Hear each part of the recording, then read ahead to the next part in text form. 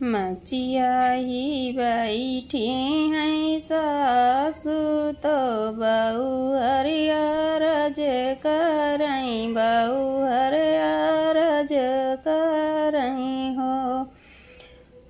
ओ मोरी सासु नैहर में खबरिया पठई त्यो पियरिया हम पहिरब हो पियरिया हम पहिरब हो। हे मोरी बहू हरि बापा तो आहे तोहरा हरा वहवा तो मैया गोबर काढ़ो त मैया गोबर काढ़ाई हो। रे मोरी बहू हरी भैया तोरा गोरु चर वह हो पियरिया कहवा पाई है पियरिया कहवा पाई हो।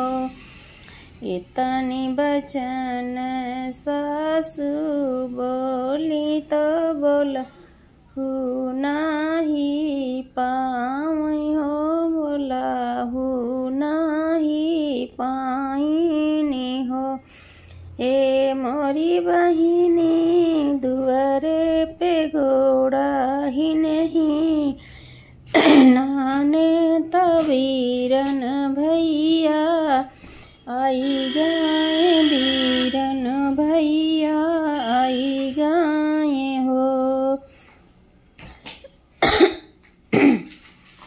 मिलतई सासु से भैया होता मिले बाबुलवा होता मिला थे बाबुलवाई हो। हे मोरी सासु था मिले तू गोदी के लालनमा हो बीराना भैया आमई है बीराना भैया आमई हो। हे मोरी बहू हरि ना हम थाम बहरी लावा होत नाही लालन माई हो। मोरी बहू हरी नहीं हम थाम बई बाबुलवा हो बीराना मिलई जायु हो बीराना मिलई जायु हो।